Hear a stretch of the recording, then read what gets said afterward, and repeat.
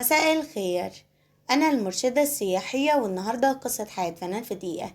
فناننا النهاردة من نوع مختلف. فناننا النهاردة الفنان الجميل والكبير، فتى الإذاعة الأول، صلاح سرحان الله يرحمه. تاريخ ميلاده 2 نوفمبر 1923. تاريخ وفاته 21 إبريل 1964. توفى عن عمر يناهز 41 سنة. الله يرحمه يرحم الجميع. هو الشقيق الأكبر لكل من شكري سرحان وسامي سرحان. اسمه بالكامل صلاح الدين الحسيني سرحان. ممثل مصري، ولد في محافظة الإسكندرية، واتنقل هو وأسرته من اسكندرية للسويس، وبعد كده اتنقلوا لبورسعيد، وبعد كده للإسماعيلية، وبعد كده استقروا في القاهرة في حي الحلمية. بدأت موهبته الفنية في مدرسة الإبراهيمية.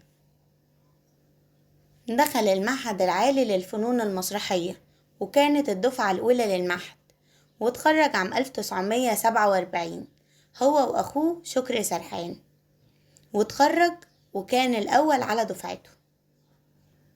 بعد كده اتجه للمسرح، وقدم عدة مسرحيات كلاسيكية في فترة الأربعينات والخمسينات، من أشهرهم مسرح كليوباترا مع كمال ياسين وعمر الحريري، وعنترة مع سميحة أيوب وحمدي غيث.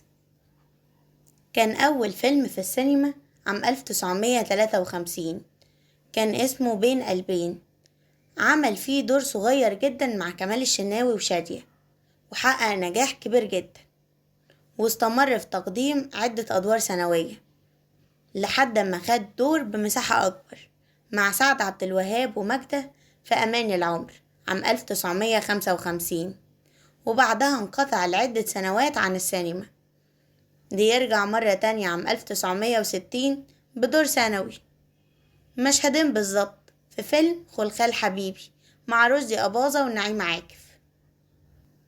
تم اختياره خلال فترة الخمسينات فتى الإذاعة الأول، حيث كان بطل لمعظم التمثيليات الإذاعية، متمتعا بصوت مميز ومعبر.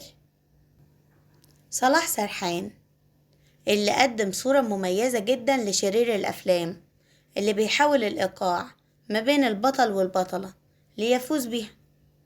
نجح في أداء تلك الأدوار بدرجة أبهرت النقاد. الشر بتاعه ما كانش معتمد إن ملامحه كانت قاسية أو غليظة، لأ، كان معتمد جدا على الأسلوب والتقمص ببراعة. استطاع بدور واحد أن يرسخ في ذهن المشاهد نجاحه الكبير في دور الشر. يعني مثلا فيلم الشموع السوداء اللي كان بطولة صالح سليم ونجاة الصغيرة، اللي اتعرض عام 1962، كان طالع فيه بدور رهيب اسمه فتحي. لو شفت الفيلم هتلاقي ان ملامحه بسيطة، مش قاسية قوي او غليظة، ولكن صوته مبهر، فنان من الدرجة الأولى. ويشاء القدر إن ده يكون آخر أفلامه، لأنه توفى بعدها بعامين.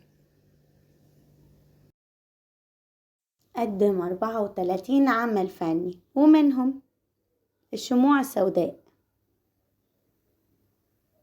صراع مع الملائكة، القضية، المحروسة، حياتي هي الثمن، شخصيات تبحث عن مؤلف، خلخال حبيبي، في بيتنا رجل، احنا التلامذة، العروسة الصغيرة، أمان العمر، شيطان الصحراء، علشان عيونك، بين قلبين. الله يرحمه، لأنه ترك لنا سيرة طيبة نتكلم بيها عنه، ولأن قصة حياة الفنان لا يمكن تكون في دقيقة، وعشان كده استنونا في قصص حياة الفنانين اللي جاية. يا ترى هنتكلم عن مين؟ سلام عليكم.